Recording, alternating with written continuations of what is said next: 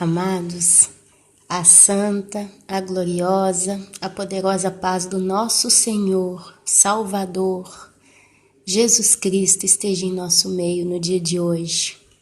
Eu me chamo Ana Paula, para quem não me conhece, e hoje é dia 17 de março de 2017, amém? Hoje eu quero trazer algumas revelações para o crescimento da igreja. Eu sei, meus irmãos, que os irmãos gostam de ouvir só palavras do fim dos tempos. Os irmãos, eles gostam de ouvir sobre o Apocalipse, sobre os profetas do Velho Testamento. Os irmãos gostam muito de ouvir de sonhos e visões, porque isso tem alimentado, a gente, tem nos estimulado a crer que muito em breve a gente vai embora deste mundo. É como um motor, que nos estimula aquela energia, Nós estamos todos como que numa só energia. Então, quanto mais a gente escuta falar do fim, quanto mais a gente escuta falar do arrebatamento, mais a gente fica estimulado, animado, mais a gente fica forte. Mas eu queria dizer para os irmãos, não adianta, sabe, meu querido, minha querida, ouvir falar dessas coisas, e eu amo falar dessas coisas, e a gente tem sempre tanto para falar, se a gente também não aprender a se edificar. Não adianta, meu querido, minha querida, eu ouvir dizer que vai chegar um certo produto numa loja, um produto inédito que vai ser muito útil na minha casa, vai revolucionar a minha vida e a minha da minha família.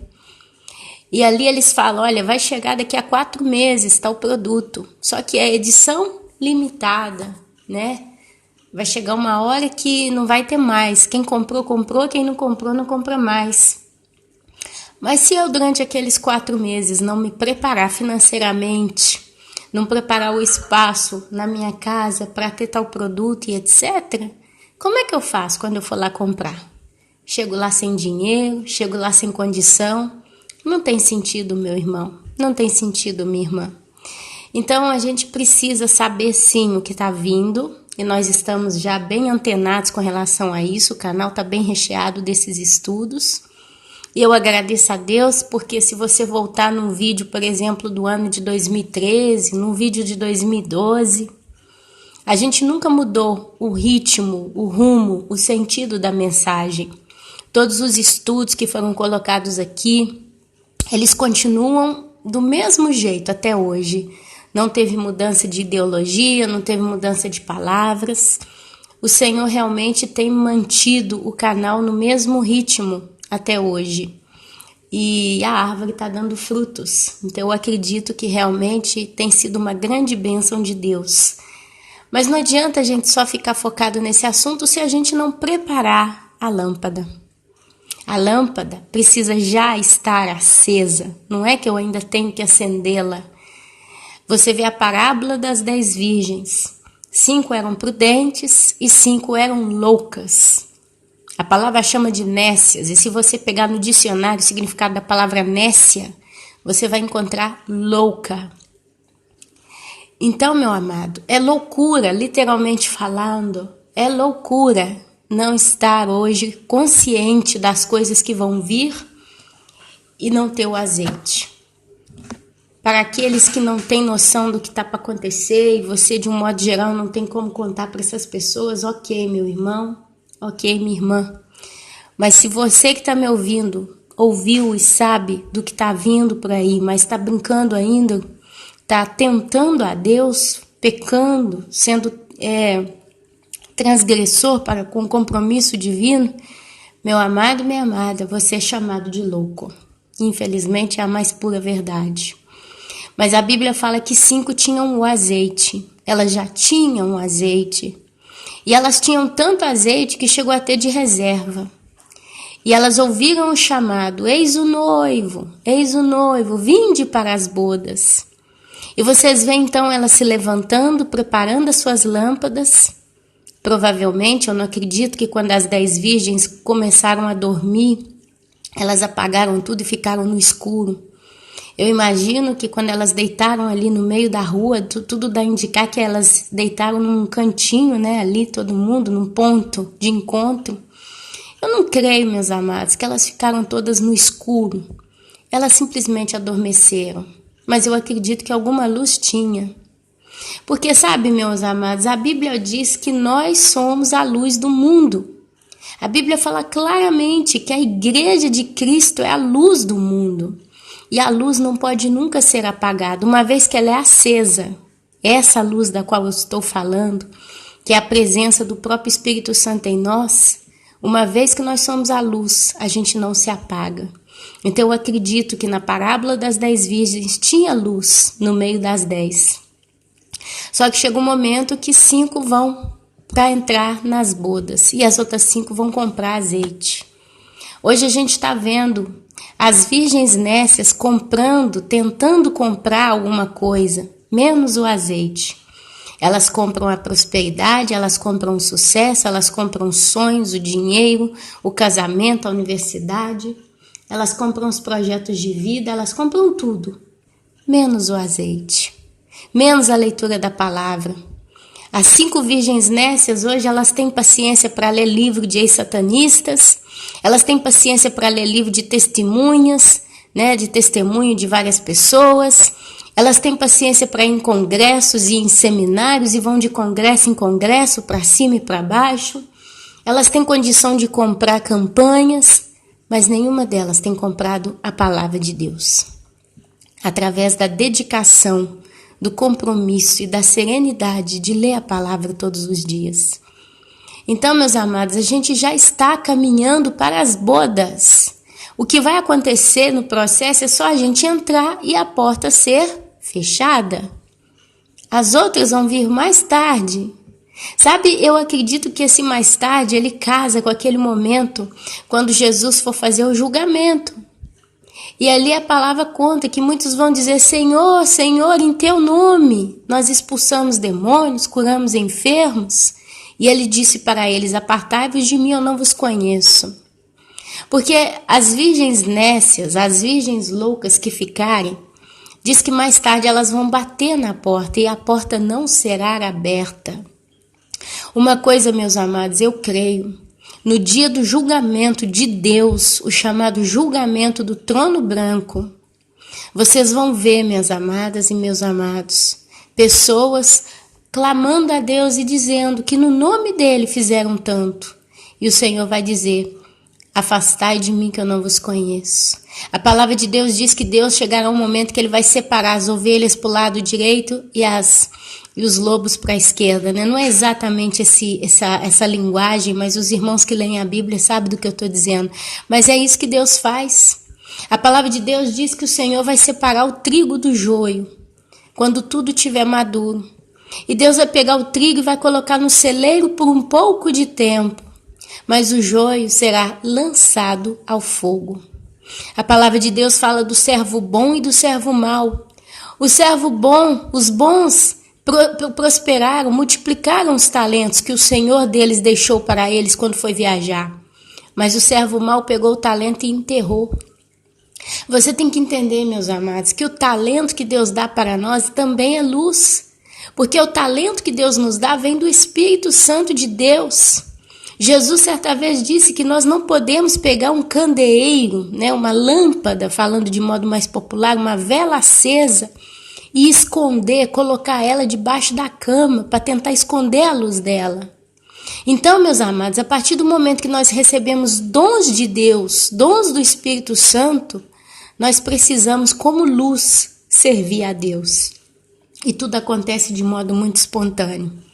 A gente tem vontade, a gente tem prazer, a nossa alegria, o nosso deleite é fazer isso.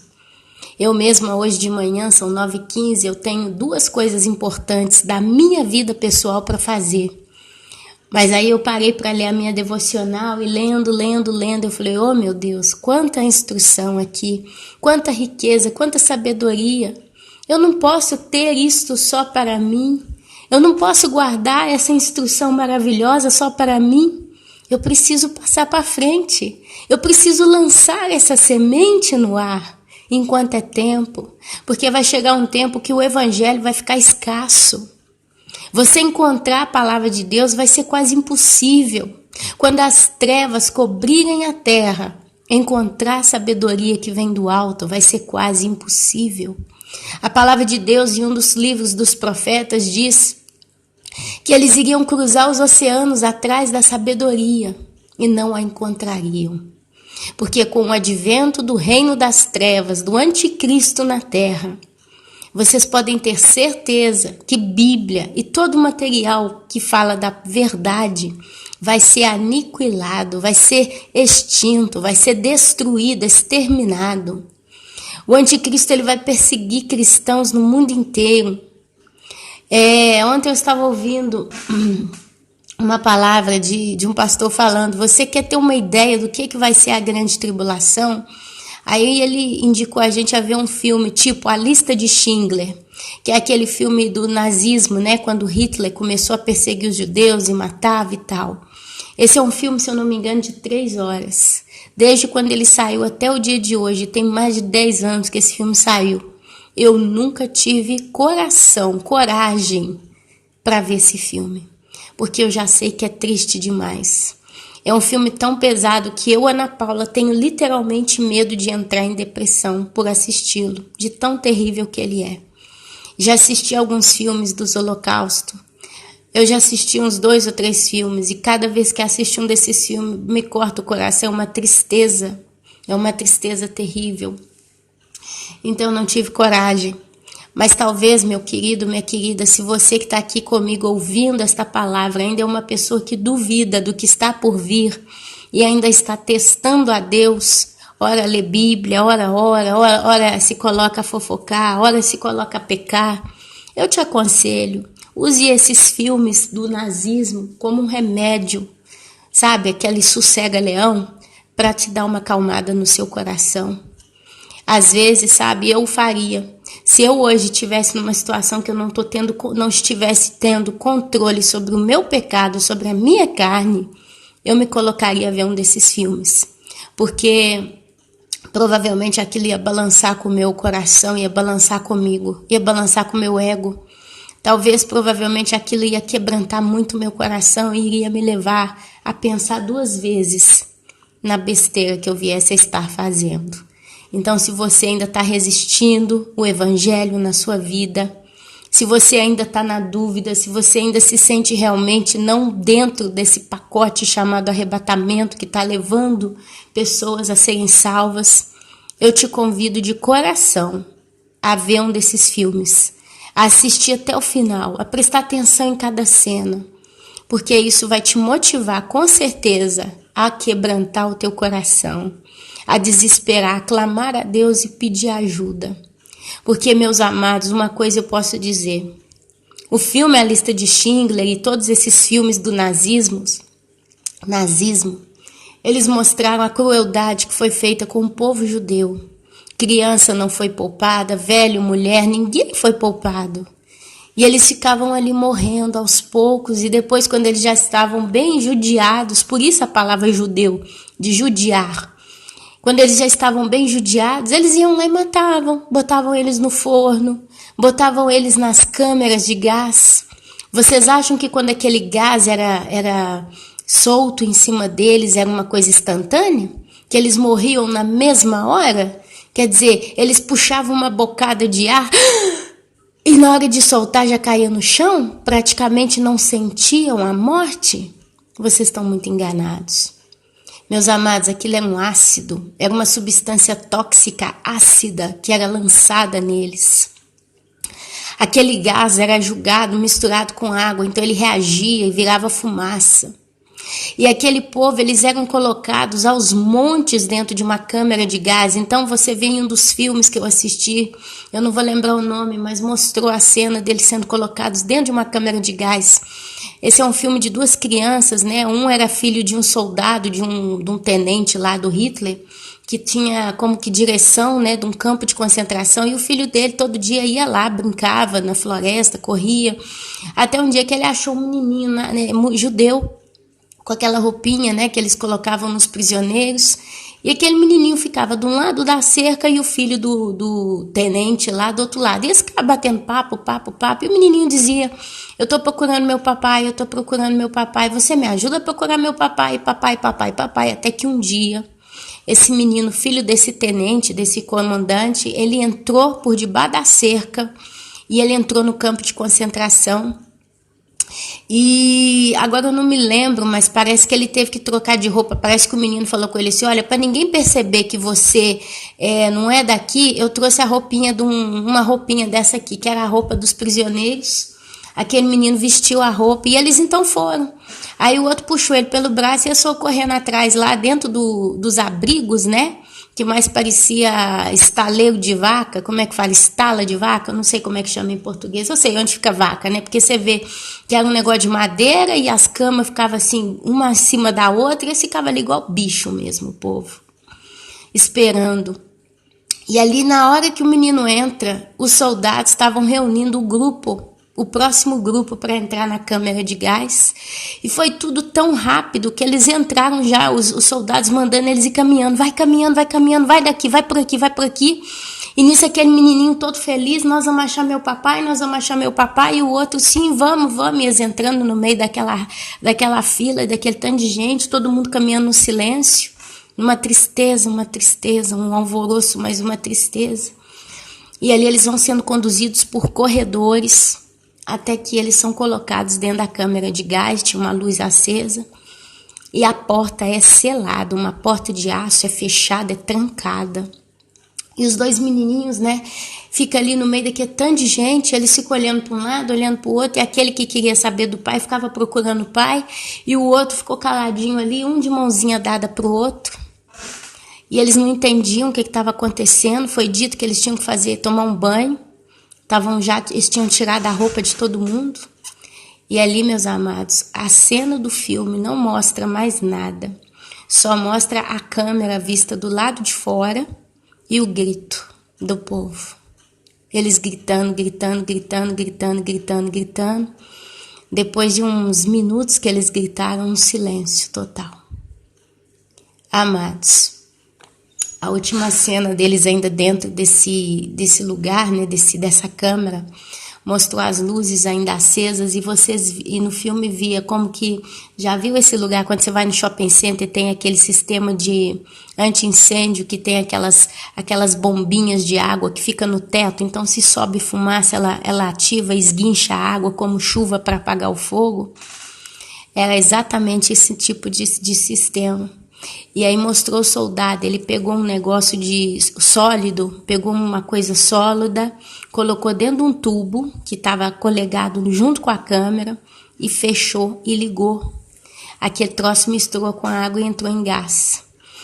Depois de algum tempo eu fui pesquisar um pouquinho, porque curiosamente uma olhada eu dei como é que funcionava a morte de gás, né, nas câmeras de gás nazistas. E eu fui descobrir, meus amados, que o negócio era terrível, porque caía como que um ácido em cima dessas pessoas. Ao mesmo tempo que queimava, né? Não é que queimava, irritava a pele, porque depois vocês veem os corpos que eram retirados das câmeras de gás, eles estavam normais. Não eram queimados, né? Eram normais. Mas vocês veem as pessoas mortas, asfixiadas. Aquele ácido penetrava nas narinas e na garganta da pessoa, queimava os olhos por causa da fumaça ácida que produzia. E quanto mais eles gritavam, quanto mais eles se moviam, mais eles respiravam agitados, mais aquele negócio ia entrando pelas narinas e queimando. Era um ácido que ia sufocando eles. Então, eles gritavam de dor, de desespero, de agonia, até morrer. E depois eles morriam. Então, meus amados, o que eu vi nos documentários, nas reportagens, no que eu pude descobrir, diz que era uma morte terrível. Era rápida, aparentemente rápida, né? Porque em minutos morria muita gente. Mas para quem estava dentro da câmara de gás, com certeza de rápido não tinha nada. Mas era uma agonia, uma angústia interminável. No filme depois, logo na hora que o menino entrou na câmera, eles fecharam, o pai e a mãe já tinham dado falta do menino, já tinham conseguido ver onde é que o menino tinha deixado a roupinha dele, que tinha a roupinha dele lá, E aí já descobriu que o menino tinha entrado no campo de concentração.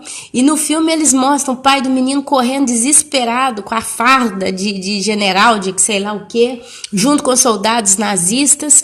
Eles ali tentando entender. Quando eles descobrem, já tinha acabado de dar os últimos gritos. E o pai então descobriu que o filho dele estava ali dentro, morto no meio do povo judeu. É um filme terrível, Mas esse é o nível dos filmes nazistas. Eu chorava. Eu fiquei uns 2, 3 dias impressionada. Mas sabe, eu falei, eu vou assistir esse filme. Eu assisti um outro também. Falei, eu vou assistir esses filmes. Sabe por quê? Porque a gente precisa ter noção do que é realmente a perseguição a um povo, a perseguição à opressão. Sabe, eu convido você que está aqui comigo já há 20 minutos me ouvindo, meus amados irmãos, em pelo menos uma vez na sua vida ver um filme do gênero. Vai te traumatizar, vai te marcar, mas vai te servir de exemplo. E toda vez que você pensar em chutar o pau da barraca com Deus, e desculpa a expressão vulgar, mas é o que nós fazemos. Toda vez que você tiver que pensar em chutar o pau da barraca com Deus, você se lembra desses filmes. Quando você que está aí me ouvindo perceber que você está começando a relaxar com Deus, pegue um desses filmes e assista.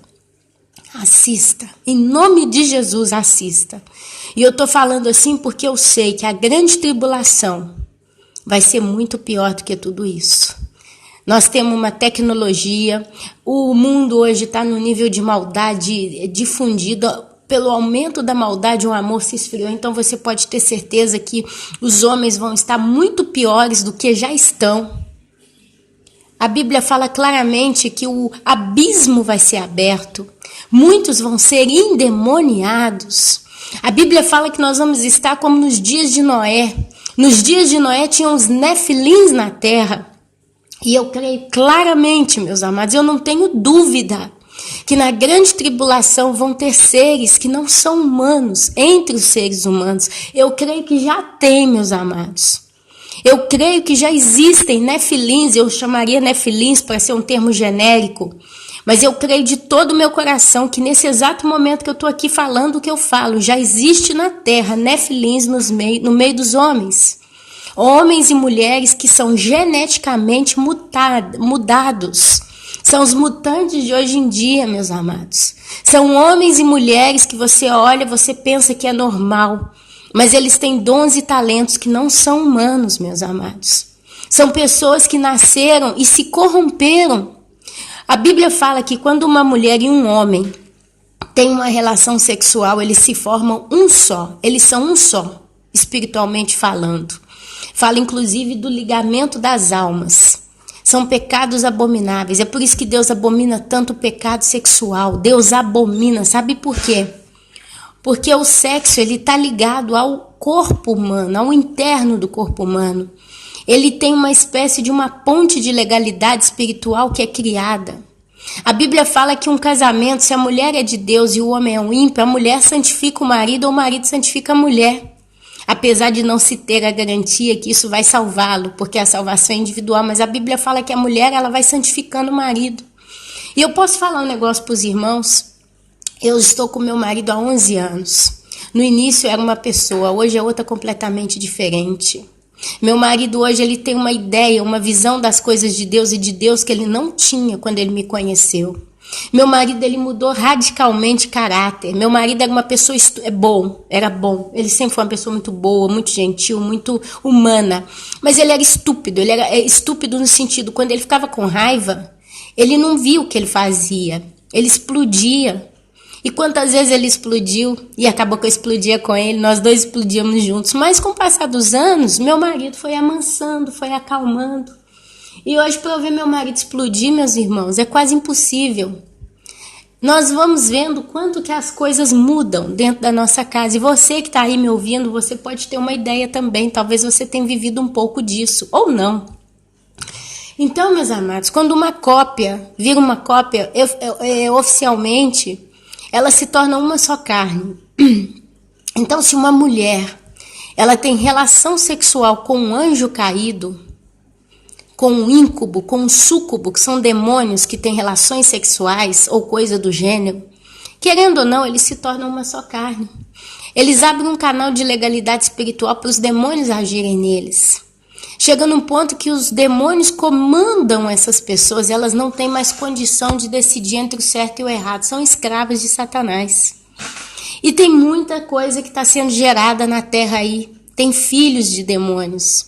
Vocês já devem ter visto essas várias entrevistas aí de pessoas dizendo que foram abduzidas por extraterrestres e eles tiraram do DNA, eles engravidaram a mulher e não sei o que. A gente vê isso aí, você vê a série Arquivo X, né? Ou então você vê esses documentos aí do National Geographic, do Discovery Channel, do History Channel. Eles mostram muito esses UFOs, né? E aí você assiste, tem tudo muito em comum. Muitos foram abduzidos e tiveram filhos de extraterrestre. A televisão, ela mostra o negócio em parte, né? Ela mostra de um modo, mas no pé da letra, você pode ter certeza que nós estamos como nos dias de Noé e os nefilins estão no meio dos homens. Essas pessoas híbridas que caminham na terra, com certeza elas vão receber a marca da besta. Com certeza elas vão servir a besta e o anticristo. Com certeza para essas pessoas não tem nenhuma esperança nem de libertação e nem de salvação. Por que, Ana, você está julgando pessoas? Não. A Bíblia fala em Gênesis que quando Deus criou o homem, ele declarou uma coisa, ele falou: façamos o homem a nossa imagem e a nossa semelhança.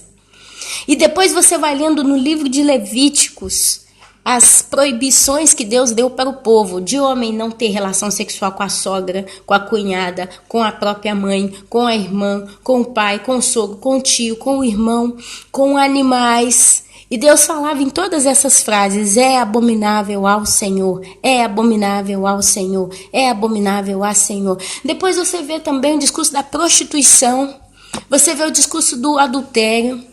Quer dizer, então é perigoso quando uma pessoa, hoje a gente vê o quê? Hoje a gente já há bons anos a gente tem visto o quê? As pessoas, elas saem transando com todo mundo. Eu lembro na minha época de jovem, uma coisa que eu ouvi, não sei quem contou para mim, uma moça que trabalhava com a minha irmã, que a amiga foi pular no trio elétrico, na Bahia ou no Espírito Santo, sei lá, acho que era lá pro lado de Salvador. A amiga foi pular em Salvador. E depois essa menina que trabalhava com a minha irmã contava: fulana de tal foi pular carnaval em Salvador. Aí ela disse que lá, chegou lá e estava fazendo competição, quem beijava mais. Que a competição era essa, eles saíam beijando a boca de todo mundo. E ali eles iam contando quantas pessoas, aí depois ficava: eu beijei 21 pessoas, eu beijei 30, né? E faziam as competições entre eles. Um carnaval, um trio elétrico. A expressão, né? Eu não vou usar essa expressão porque realmente é muito vulgar, mas a promiscuidade. Vamos falar uma palavra, porque depois os irmãos vão falar que eu tô pegando pesado no vídeo e eu não posso, né? Mas aquele tanto de sanduíche que eles faziam lá, né? Para não falar a palavra própria dita. Enfim, imagina o carnaval de hoje, amados. Imagina esse período de hoje. Não é mais beijo na boca, meus amados. Eu acredito que o negócio é muito pior. Agora pensa comigo. Pensa comigo o nível do pecado hoje. Imagina uma moça independente, livre, bonita, vou pular carnaval no trio elétrico. Aí essa moça vai, põe um shortinho curto, põe a blusinha aquela blusinha lá do trio, né? Que senão, como é que chama? Abadá, como é que tem um nome? Diz que tem que pôr a blusa do trio para conseguir entrar dentro da parte que tá o trio, paga um dinheirão e tá lá dentro. Aí começa a seguir no trio elétrico e pulando, bebendo, chapando todas. E aí começa, né? A ficar com um, ficar com outro. Chega numa hora que ela já não fica mais, né? Alguém já agarra ela e ali já tem relação sexual com ela. Aí ela vai, continua pulando, tem relação com um aqui, tem relação com outro ali. Gente, mas é isso que está acontecendo lá fora. Eu não estou vendo isso não, mas eu imagino, porque a coisa foi aumentando proporcionalmente. Imagina, meu amado, minha amada, essa mulher, uma filha de Deus, imagem e semelhança de Deus, apesar de ser gentílica, ímpia, não ainda ter sido salva. Mas essa mulher cai na mão de um ser híbrido, porque eles estão no meio do mundo, meus amados. Eles estão espalhados igual formiga, meus amados. Eles estão no mundo inteiro. Pessoas geneticamente mudadas até sem saber. E ali, meus amados, tem essa relação sexual. Essa moça, ela passa a ser uma carne só com aquele ser híbrido. Meus amados, vocês podem ter certeza que abrir um canal de permissividade espiritual na vida dessa pessoa tão grande que provavelmente ela não pode mais ser liberta. E se for o caso ainda de haver uma esperança de libertação, talvez é só com muito jejum e muita oração. Porque a Bíblia fala que Deus tem misericórdia e piedade de quem Ele quer. Mas imagina que uma moça dessa fica até grávida. E aí fala, eu vou ter a criança. A criança não tem culpa de nada, eu vou ter essa criança. Eu também sempre quis ser mãe, sou independente, estou com meus 40 anos. Vamos aproveitar essa bocada, né, de oportunidade e vamos ter essa criança. E nasce uma criança linda, aparentemente normal. Mas ninguém sabe que no interior do DNA dela tem uma chavinha genética não humana. Aquela pessoa não é humana, é híbrida. Amados, vocês podem falar assim, mano, você tá viajando na maionese, eu acho que você delirou demais, eu acho que você tá comendo muita pipoca e você tá falando coisa que eu acho que não deveria dizer. Mas, meus irmãos, agora eu explico para os irmãos o perigo e a legalidade dessas pessoas serem completamente perdidas. Se Deus fez o homem, a imagem e a semelhança dele, Deus pôs no homem o DNA de Deus. Nós não somos Deus, mas Jesus Cristo, quando veio na terra, ele nasceu de um útero de mulher. E se você pega o DNA de Jesus, humano, o filho do homem, e o DNA de Abraão, o DNA de Davi, o DNA dos apóstolos, a nível geneticamente raça humana, é o mesmo. São DNAs humanos. Não são híbridos, são puros, raça pura, imagem e semelhança de Deus. Então, quando o homem cai nessa cilada de Satanás, porque isso vem de Satanás e seus demônios, isso tudo é projetado pelos demônios e Satanás. Então, quando um ser humano puro se mistura com um ser que não é humano, ele comete pecados como aqueles lá do livro de Levítico, a abominação ao Senhor. E sabe o que acontece? Ele deturpa, ele muda a natureza que Deus criou. É aí que está o pecado. Você vê, por exemplo, hoje os transgênicos. Por que os transgênicos fazem mal? Porque os transgênicos, eles não são aquilo que Deus fez. É o homem brincando de ser Deus. Instruído, inspirado por quem? Pelos demônios. Então vocês veem que todos os transgênicos fazem mal. É onde começou a dissipar câncer muito mais do que há 20, 40 anos atrás. Hoje tem câncer de tudo. Se você puxar uma lista na internet, tipos de câncer, você vai ter uma lista quase que infindável. Lista de câncer, alergia de tudo quanto é jeito que você imagina e não imagina. Doenças novas, Alzheimer, enfim, doenças degenerativas. Por quê? Porque nós vivemos dos transgênicos. A gente come sem saber que está comendo veneno. Agora você vê isso nos alimentos, o mal que já faz para o homem, para a carne do homem, porque sai, meus amados. O que é um transgênico? Um alimento transgênico é quando eles modificam o DNA daquela semente. Então, o milho, Deus criou ele de um jeito. Tem que ser assim. Tem vários tipos de milho, porque Deus fez assim. O que eles fazem? Vamos fazer o seguinte. A gente descobriu que no arroz tem uma substância que é muito boa para isso. Então, nós vamos pegar o DNA daquela substância e vamos colocar no DNA do milho. Então, nós vamos criar um milho que tem propriedades de milho, mas que tem a característica daquela substância que faz bem no arroz, no milho. Então, nós vamos fazer um milho muito mais forte, muito mais nutritivo. A ideia que eles põem na televisão é essa. Só que quando o homem brinca de ser Deus e modifica o que Deus criou, aí, meus amados, desencadeia reações. Por que Deus não fez, então, do jeito que o homem acha que tinha que ser feito? Porque Deus fez o arroz, você quer ter aquela força, come o arroz. Porque se você come aquela substância que é produzida no próprio arroz, não vai fazer mal para você, porque o próprio arroz, ele junto com aquela substância tem outras que anulam os possíveis danos. Coisa que não pode ser posta no milho. O milho é milho, o arroz é arroz. Mas aí vem o inteligente do cientista, tira exatamente aquilo, põe no milho, aí vira uma outra reação. Se você é uma pessoa que estudou química, você está entendendo do que eu estou falando. Como que a mistura de certas substâncias pode fazer tantas reações diferentes. Então, quando isso entra no corpo humano, o corpo não reconhece. Então, o que acontece? A pessoa com o tempo fica doente. É onde a gente vê o que nós estamos vendo aí, o mundo perecendo, as pessoas morrendo. Então, se isso pode acontecer na natureza, nos alimentos, imagina na genética humana. O homem se corrompendo com demônios. A Bíblia fala que nós somos de Deus. Jesus declarou: aqueles que o Pai me deu, de maneira nenhuma os lançarei fora. A Bíblia fala que os homens, antes deles nascerem, Deus escreveu o nome daqueles que são de Deus no livro da vida. Mas a Bíblia deixa uma declaração muito curiosa. A Bíblia fala o seguinte, ela fala assim,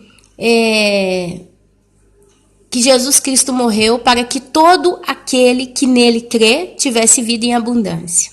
Então você aqui, quando vê essa frase, você não vê acepção de pessoas.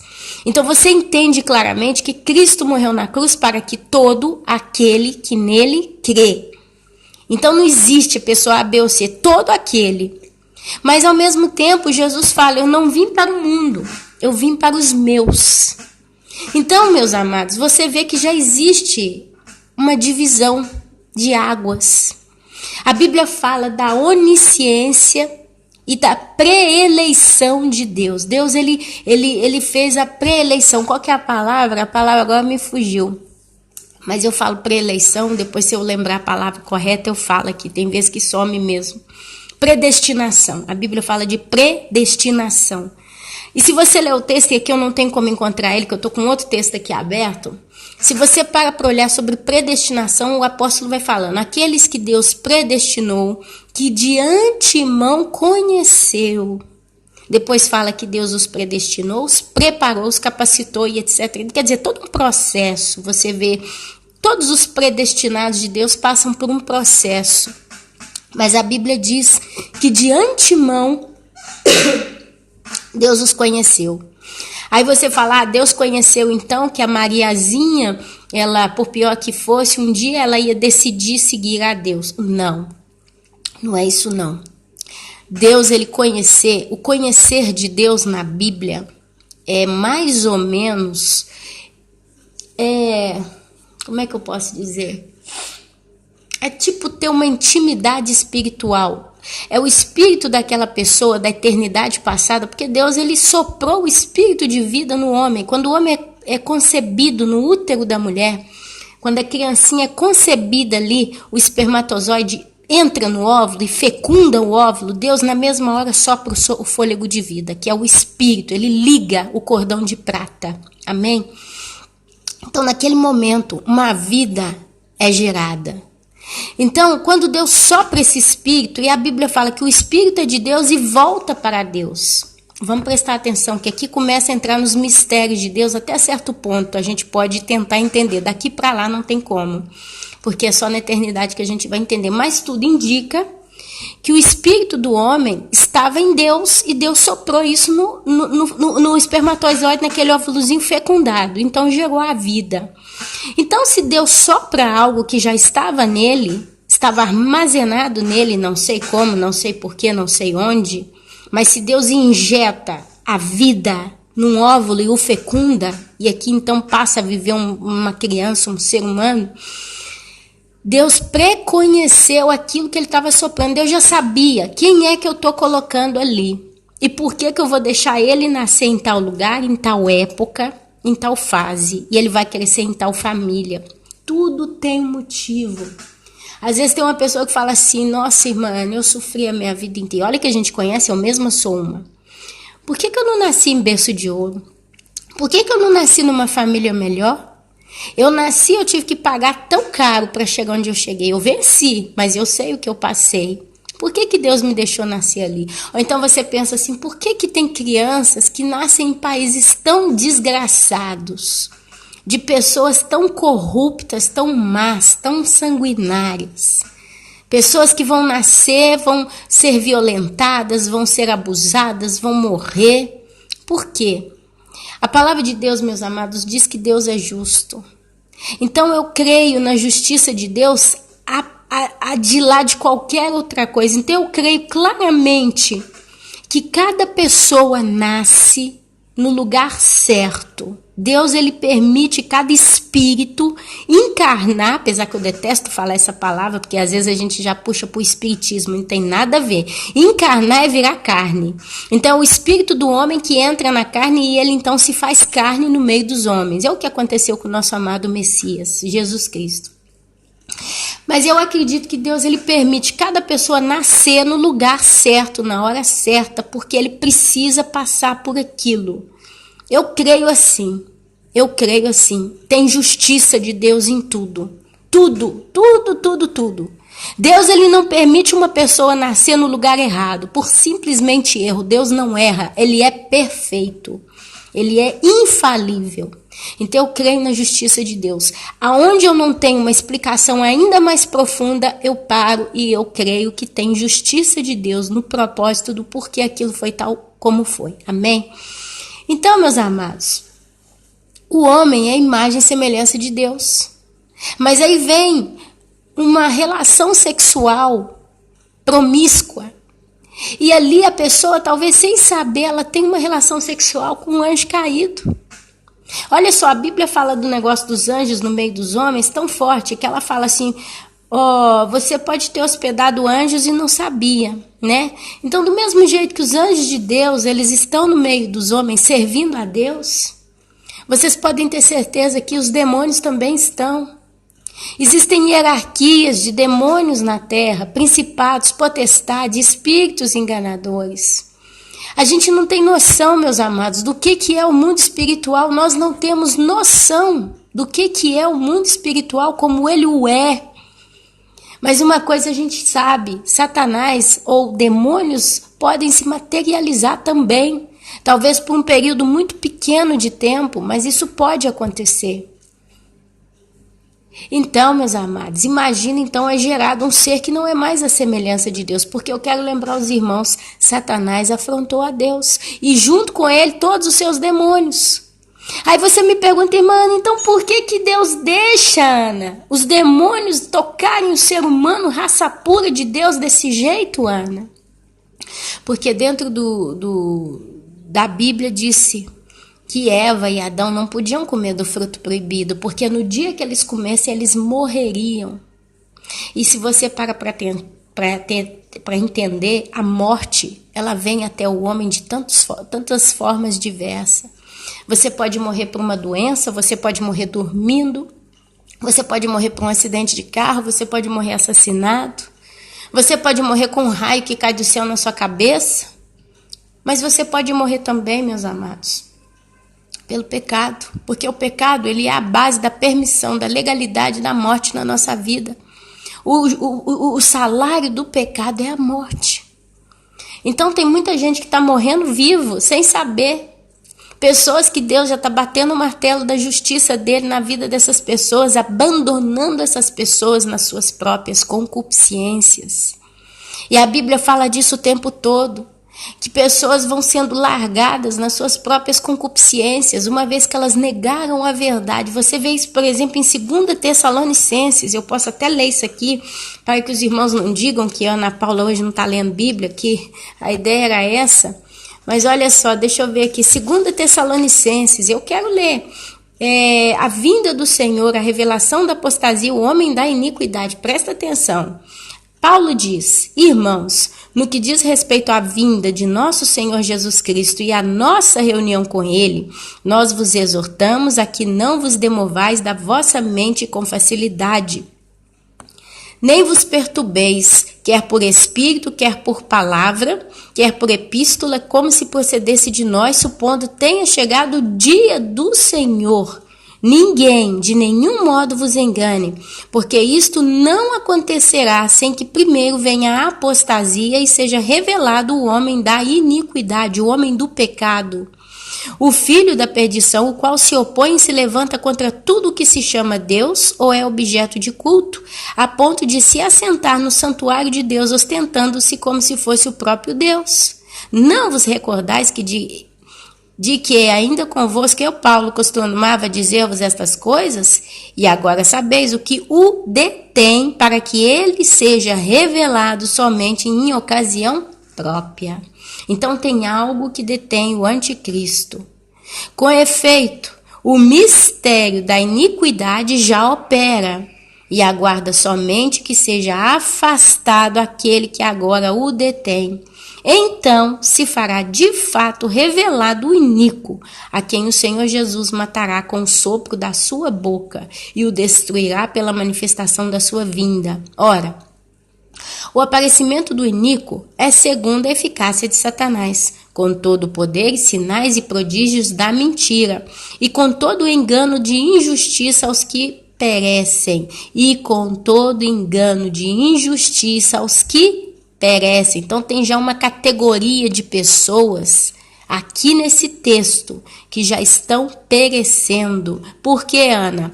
Porque não acolheram o amor da verdade para serem salvos.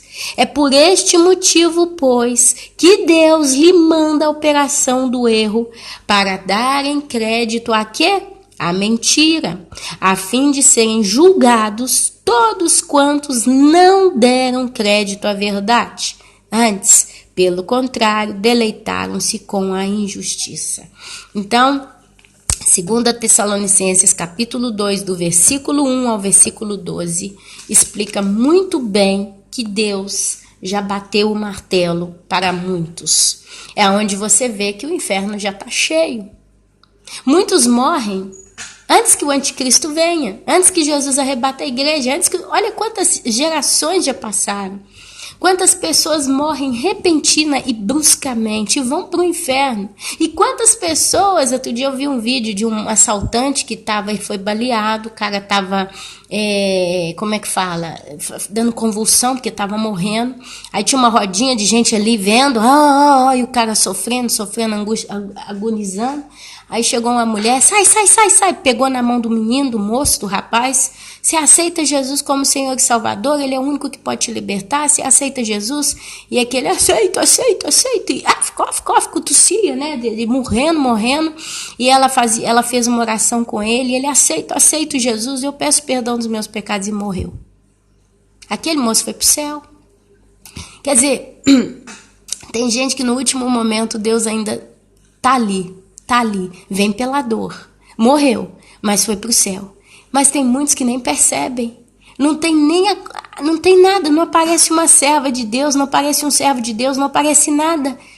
Eles morrem sem Deus.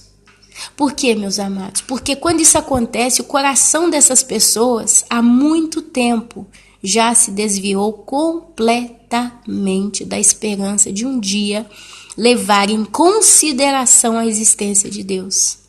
São pessoas que blasfemam contra Deus, mas são pessoas que simplesmente não fazem nenhum caso de Deus na vida delas. Pessoas às vezes até boas, gente boa que você conversa com elas, eu vi isso acontecendo. Pessoas normais, boas, simpáticas, que nunca fizeram mal para ninguém. Mas Deus conhece o coração do homem. Deus sabe, essa aqui nunca vai querer vir para mim. O coração dessa aqui nunca se inclinará para mim. Então eu entrego ela nas paixões da sua própria concupiscência, da sua própria cobiça, da sua própria carne, da sua própria vida. Em palavras curtas, você não me quer. Você quer viver do seu jeito? Vai. É onde Deus endurece o coração do homem. Então, se isso já acontece, tem milhares de milhares já perecendo, imagina esses que são transformados geneticamente. É uma abominação a Deus. É como se o próprio Satanás, cada vez que ele consegue gerar um ser humano híbrido, existe, creia-me. É como se o próprio Satanás colocasse a mão na cara de Deus e falasse aqui, o que você criou, o que o Senhor criou, com tanto amor, com tanto zelo, olha lá, eu alterei e fiz da minha vontade, a minha imagem e semelhança, não a tua mais. Quer dizer, O que era santo, eu tornei profano. Então esses não têm chance, meus amados.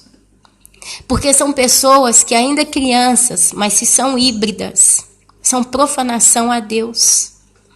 E o que acontece? Se essas crianças crescem e viram adultas, elas vão sempre ir contra Deus, elas vão ser inimigas de Deus, porque a natureza delas é uma natureza rebelde, é uma natureza caída.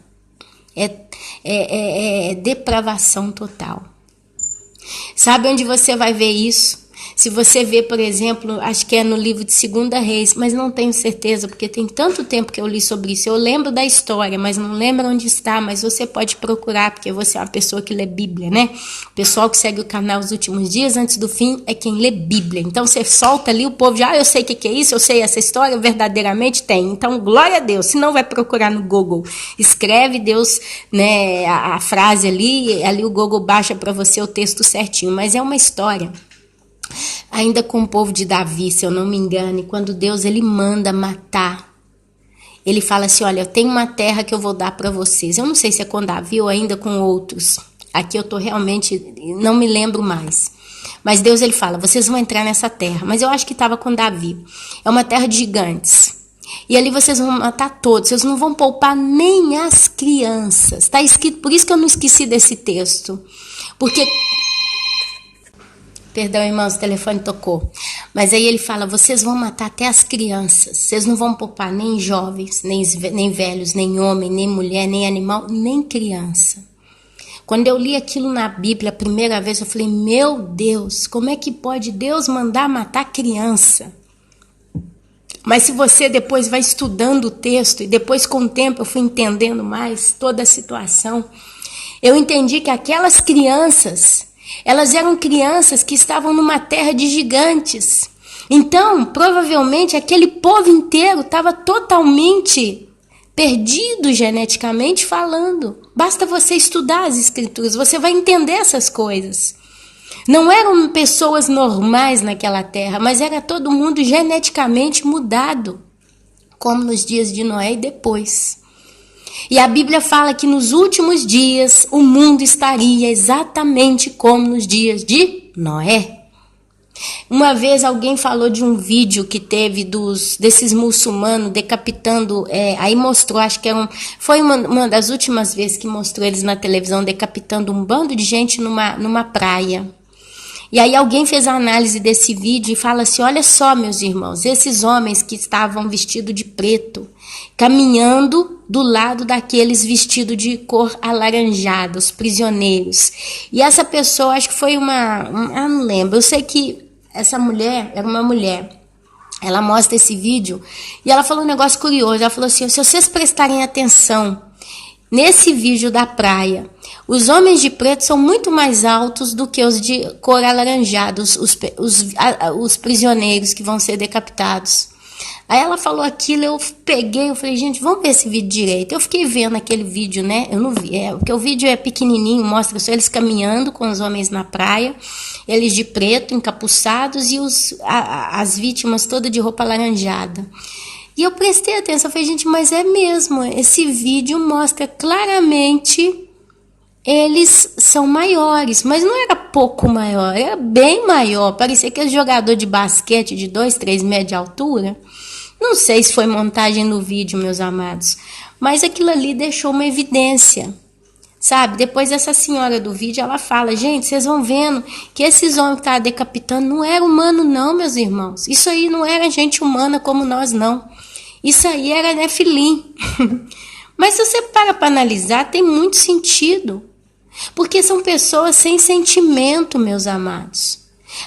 Às vezes eu me pergunto, é claro que tem, porque o homem quando ele é depravado, ele é igual ao demônio, sabe? O ser humano quando ele chega no ponto de depravação total, ele é tão terrível como Satanás, porque ele se torna realmente completamente desumano, ele tem coragem de matar, de fazer covardia com criança e mulher e etc. Mas não se poderia levar também em consideração que existe um exército de Satanás trabalhando na terra e fazendo tanta maldade?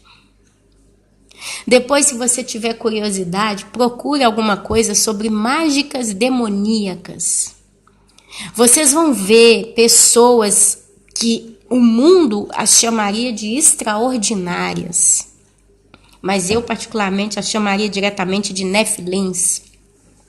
Rapazes que fazem mágicas. Os novos mágicos desta geração. Mas basta você pegar David Copperfield, né, que é um dos maiores mágicos de todos os tempos. David Copperfield, ele atravessou as muralhas da China, passou pela parede. E se você vê várias coisas de mágica dele, você vê coisas assim. Mas se você pega essa nova geração das mágicas demoníacas, são rapazes que saem pelas ruas da cidade fazendo magia. E você vê eles fazendo coisas assim, davante, diante dos nossos olhos, que não tem como. Eles alteram a matéria. Eles colocam moedinha dentro de uma garrafa de vidro na sua frente. Eles fazem coisas que você fala, isso é um absurdo, né? Porque até então eles tampavam com um paninho preto, né? Eles botavam um paninho por cima, tudo muito rapidinho e fazia a mágica. Mas hoje eles não tampam mais com nada, tá tudo muito explícito. Você vê um que conseguiu flutuar no Rio de Janeiro diante do Cristo Redentor. Ele subiu voando. No meio do povo, ele simplesmente parou ali, ficou olhando para todo mundo, aí deu uma máquina fotográfica para um turista qualquer, falou assim, me filma aqui, faz uma foto, um filme meu aqui, porque eu quero gravar. E o turista pegou tranquilo, como fazia todo mundo, de repente aquele cara começa a subir.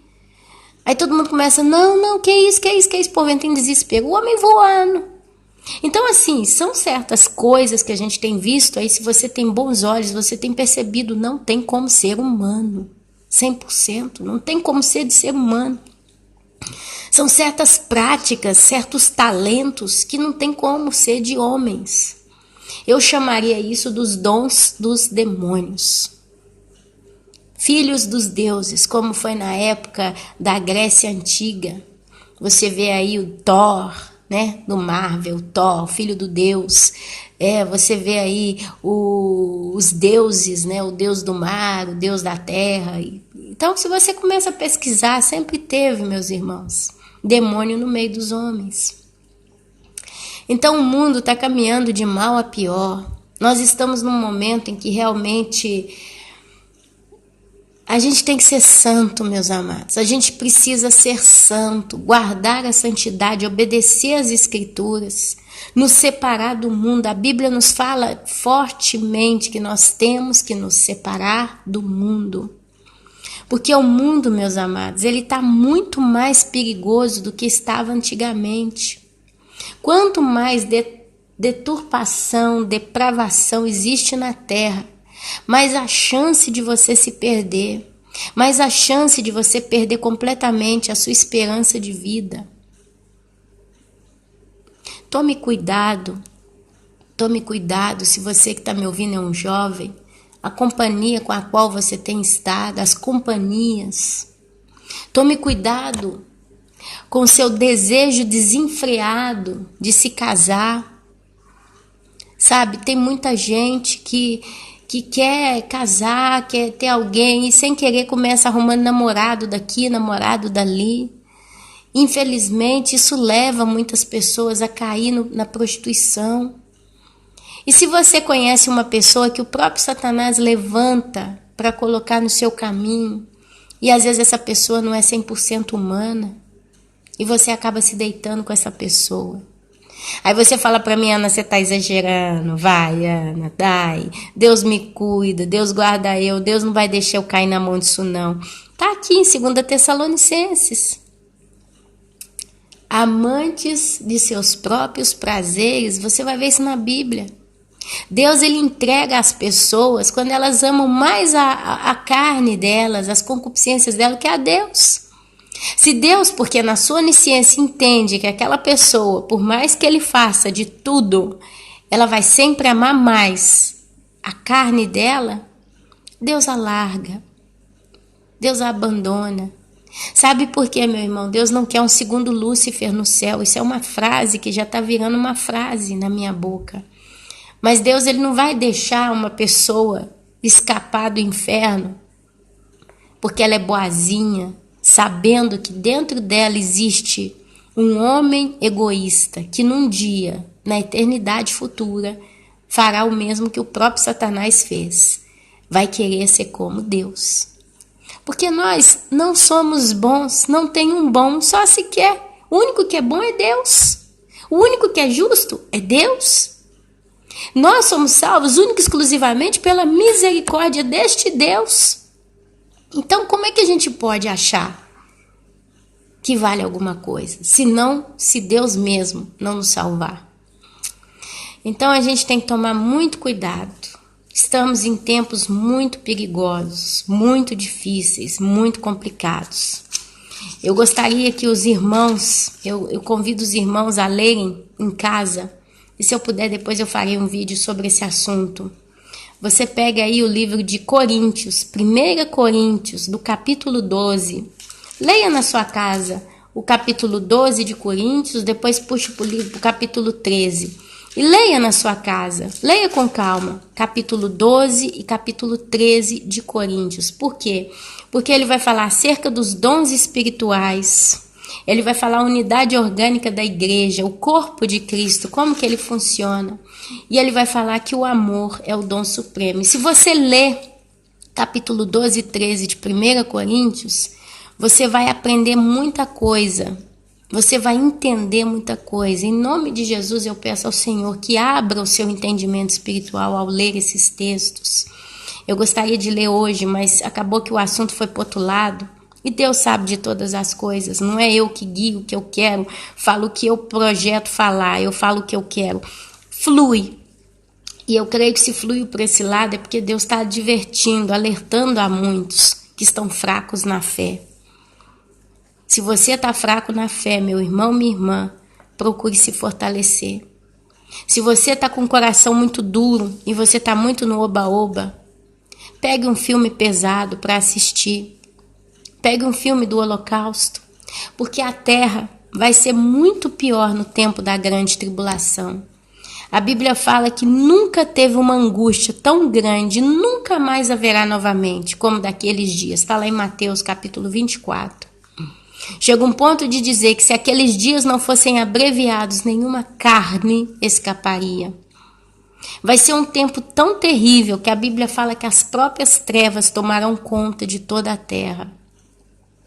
Amados, os demônios vão estar soltos no meio dos homens. Vai ter muita tortura, vai ter muita loucura, vai ter muito sangue, vai ter muito grito, vai ter muita dor. Se já teve a Inquisição da Igreja Católica, em que pessoas eram literalmente jogadas dentro de um tonel cheio de azeite fervendo, como uma batatinha frita, morriam. Muitos cristãos eram embebecidos, né? Eles pegavam piche, passavam na pessoa toda, amarrava ela num pedaço de pau, de ferro e tacava fogo para iluminar a rua. A pessoa era queimada viva. E além de ser queimada viva, servia de iluminação pública. Você não tem ideia do que está vindo por aí. Vocês não têm ideia. Nem eu tenho ideia e não quero ter. Mas o que está vindo por aí, meus irmãos, é pesado demais. Tem gente dizendo que vai ficar na grande tribulação, que nós vamos passar por ela. Eu não creio. Porque você vê claramente em 2 Tessalonicenses que foi o próprio Deus que enviou o engano. Quer dizer, Deus é que vai permitir a manifestação do anticristo na terra. Então eu posso dizer que o próprio anticristo, ele é um juízo de Deus para com os homens. Presta atenção, meus amados, o alerta está sendo dado. Jesus está lá batendo na porta do teu coração. Se você não ouvir essa voz abrir a porta, ele não vai entrar para ceiar com você. E se ele não entra e não ceia com você, ele não te conhece. Eu falei outro dia. Se Deus não conhece você, você não entra no céu. Não adianta você dizer que conheceu a Deus. Porque se você verdadeiramente tivesse conhecido a Deus, você não teria se apartado dele. E ele hoje ainda está te dando uma chance. Ele hoje ainda está dizendo, vem. Não é fácil, mas é muito bom se você vier. Então hoje ainda é um dia que o Senhor já fez, ainda tem tempo.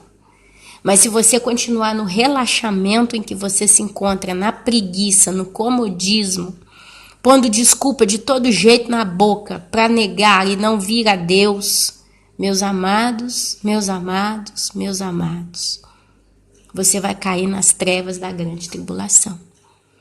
E aí não tem oração que funcione naquele tempo. A Bíblia fala, aonde está o cadáver, ali se ajuntarão os abutres. Se você hoje é morto espiritual, os demônios se ajuntarão em torno de você. A Bíblia fala, quem pela espada matou, pela espada morrerá. E diz uma outra frase também, sempre relacionada a tipos de morte. Às vezes hoje você está matando a você mesmo, porque você está negando a Deus na sua vida. Então você pela espada morrerá. A Bíblia fala que a espada do crente é a palavra de Deus. E você, sabendo a palavra de Deus, você está mantendo ela escondida, como aquele talento que aquele moço escondeu na terra. Então a própria palavra de Deus, meus amados, um dia poderá permitir que você caia no largar da ira de Deus como a uva, e você vai ser pisado pela ira. Então você vai morrer fisicamente, porque você não obedeceu a palavra, e a própria palavra até então te condenou ao juízo. E você vai ter que passar por aquilo. É aonde então a sua última esperança vai ser: não tema aquele que pode matar. Uma vez, mas basicamente é que eu falo com as minhas palavras: tema aquele que pode matar o corpo e lançar a alma no inferno.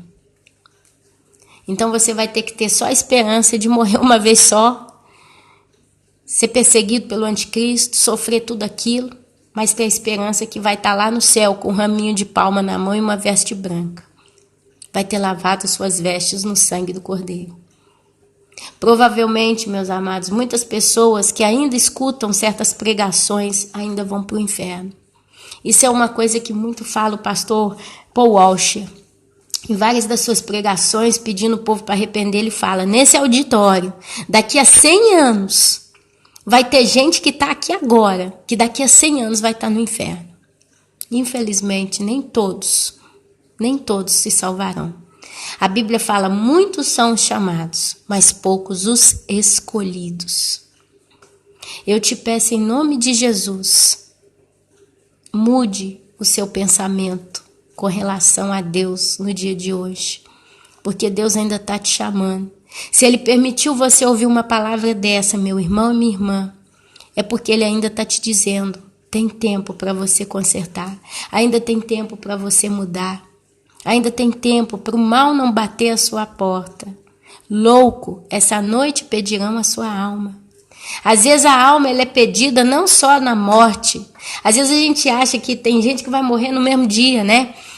Talvez durante o dia você não aceitou Jesus, você não consertou, você ouviu uma pregação e você não consertou sua vida. Aí, louco, essa noite pedirão a sua alma e você acha que talvez você vai sair de novo para ir numa festa, vai pegar uma bala disparada, alguém vai disparar uma bala perdida, você vai morrer, vai para o inferno. Sim! Mas pode ser, meu amado, que esse louco nesta noite pedirão a sua alma está ligado também ao próprio Deus, entregando você a você mesmo, batendo o martelo, riscando o teu nome do livro da vida, te deixando literalmente ao léu.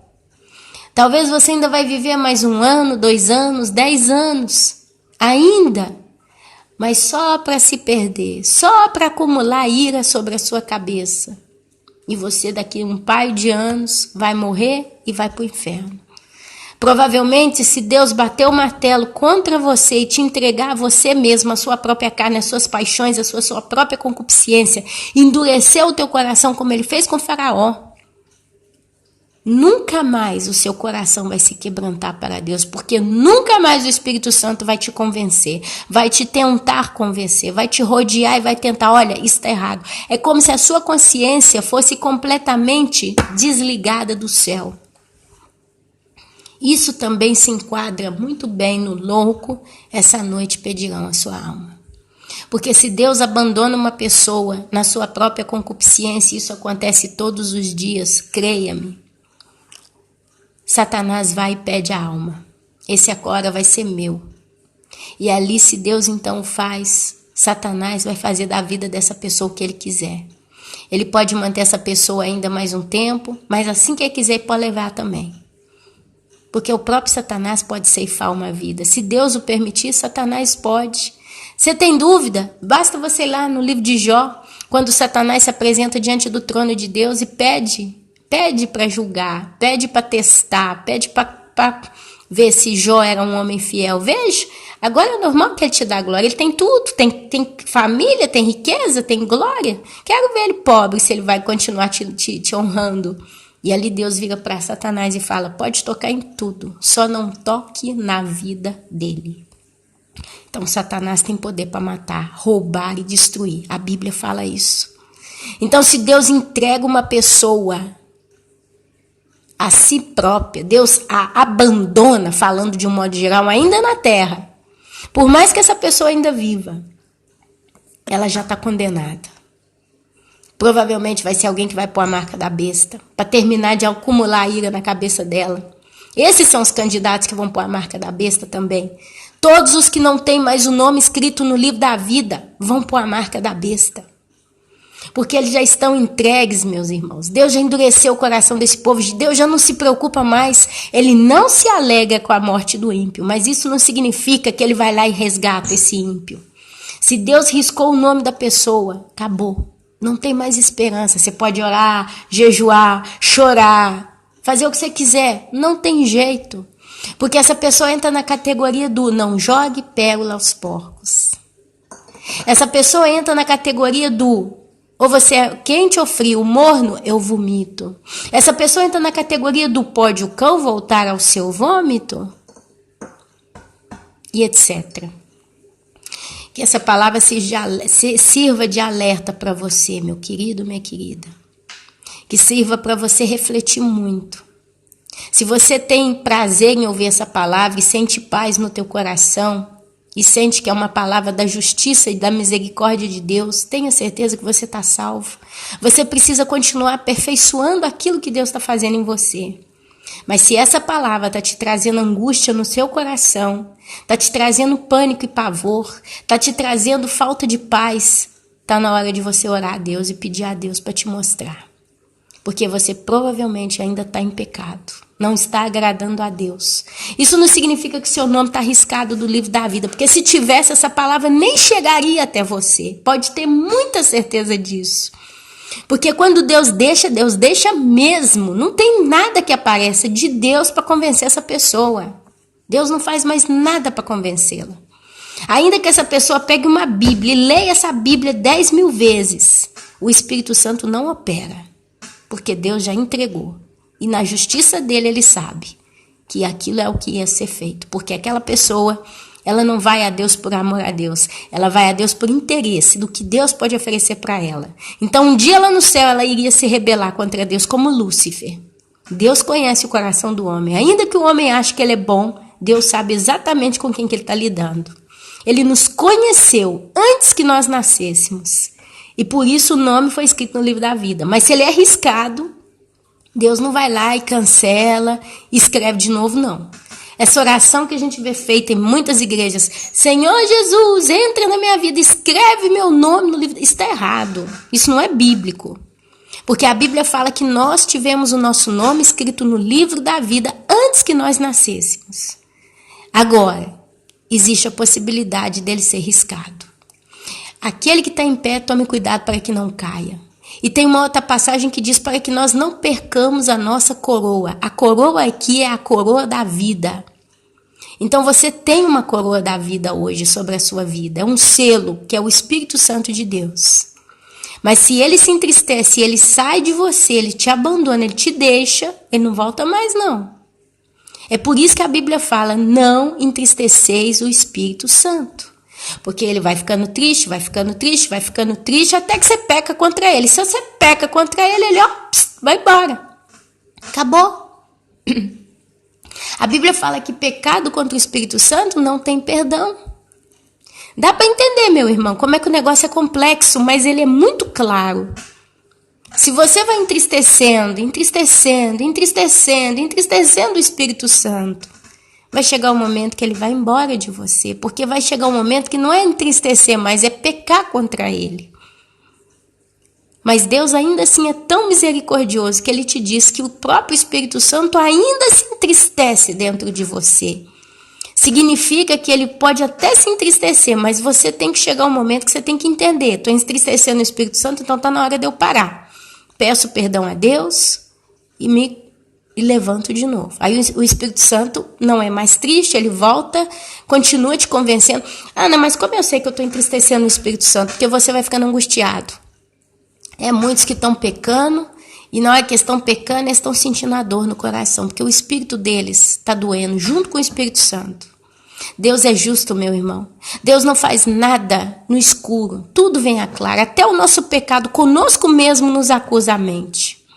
Mas o dia que o seu pecado já não mais te acusa, o dia que o seu pecado passa a ser o tem nada a ver, é porque o Espírito Santo foi embora. Tome cuidado. A linha que nos separa do céu para com o inferno é muito tênue, é muito sutil. Seja um homem e uma mulher temente a Deus. Essa é a base. O temor a Deus é o princípio de todas as coisas. Tema a Deus. Ame a Deus. E para isso leia a Bíblia. Porque a palavra de Deus produz no homem o arrependimento e o convencimento do pecado. Se você não lê a Bíblia, você está fora da vitamina, do maná do teu espírito diário. Eu hoje já li a minha Bíblia. São 10h25 da manhã. Até agora eu estou aqui falando de Deus. Eu estou fortificando o meu espírito. Creia. Cada vez que eu paro para falar de Deus, eu estou colocando o meu espírito nas mãos de Deus mais uma vez. E você pode ter certeza que nesse momento Satanás está batendo em retirada da minha vida. Porque a Bíblia fala, resistir ao diabo e ele fugirá de vós. Então, toda vez que você está em conexão com as coisas de Deus, seja elas quais forem, Satanás está fugindo de você. Porque tem a presença da glória de Deus em você e Satanás não pode estar perto desta glória. Ô, glória! Não pode tocar no ungido do Senhor. Amém? Meus irmãos, eu espero que essa palavra tenha sido muito instrutiva, muito útil, muito poderosa para te ajudar. Porque realmente o negócio é muito perigoso. Mas Deus, ele te ama tanto que ele tem dado sabedoria, entendimento pessoal a cada um de nós, para que a gente se conserte enquanto é tempo. Amém? E assim, meus irmãos, agora eu vou fechar minha Bíblia, vou começar a editar esse vídeo. Não sei se eu consigo pôr ele hoje ou amanhã no ar. Vou fazer as minhas coisas, que também eu tenho muita coisinha para fazer. Mas eu tenho certeza que o Senhor vai operar no nosso meio. Uma coisa eu gostaria só de confessar para os irmãos. Toda vez que eu faço um vídeo, eu registro. A primeira coisa que eu faço é tentar editar ele o mais rápido possível para tê-lo pronto. Amém? Então, apenas tendo o vídeo pronto, eu já tento publicar ele no YouTube. Eu não fico perdendo tempo, não. Não fico deixando o vídeo ficar velho, não. Então, se eu não coloco na hora e demora um dia ou dois, é porque realmente aconteceu algum imprevisto. Mas é sempre uma palavra fresca para o teu coração. Porque o tempo está correndo, não tem tempo para perder. Amém? Fique na santa, gloriosa e poderosa Shalom do nosso Senhor Jesus Cristo, Yeshua. Amém, amém e amém. Detalhe, Yeshua, para quem não sabe, nunca ouviu falar, é o nome do nosso Senhor Jesus Cristo na língua hebraica.